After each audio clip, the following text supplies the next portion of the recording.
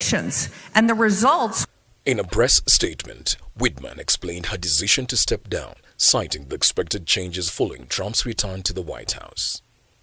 During her tenure, Whitman focused on strengthening the U.S.-Kenya relationship, particularly in trade, agriculture, technology, and health. But her tenure was far from without controversy, with a number of incidents casting a shadow over her diplomatic career. One of the most contentious moments occurred during the 2022 Devolution Conference, where Whitman publicly supported President William Ruto's administration. Her comments praising the transparency of the 2022 elections angered opposition leaders, particularly ODM leader Raila Odinga, who accused Ruto's government of interfering with the elections. The elections were observed by international and local election organizations, and the results were upheld by the Kenyan Supreme Court. Odinga and his supporters saw Whitman's remarks as interference in Kenyan affairs and accused her of favoring President William Ruto. At one point, Odinga even called for Whitman's removal, warning her to refrain from commenting on Kenya's domestic politics. You want to tell a rogue ambassador, leave Kenyans alone.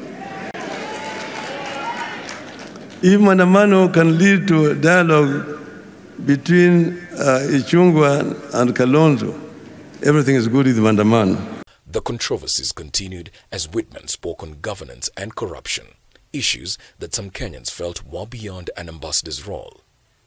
While her advocacy for democracy resonated with some, others saw her comments as unwelcomed criticism of Kenya's sovereignty, leading to public outcry and calls for her ouster. Kenya is not a colony of the United States. Keep your mouth shut when you hear.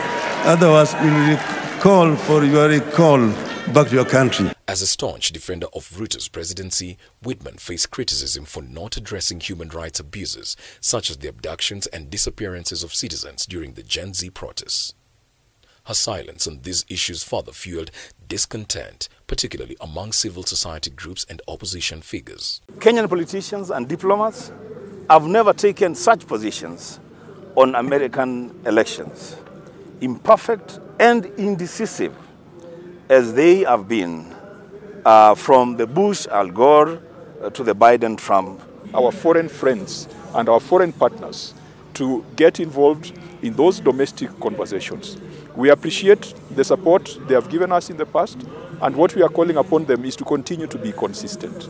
Some of the rights that are being trampled upon in Kenya are rights that were borrowed from the U.S. Constitution. Despite these challenges, Whitman remained confident in the future of U.S.-Kenya relations.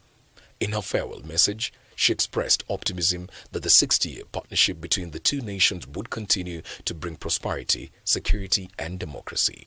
Born in 1965 in New York, Whitman's career includes a degree in mathematics and science from Princeton University, an MBA from Harvard Business School, and senior roles at major American corporations. She ran unsuccessfully for California governor in 2010 and later supported Joe Biden's 2020 presidential campaign, further solidifying her ties to the Democratic Party. Alan Owino, K24.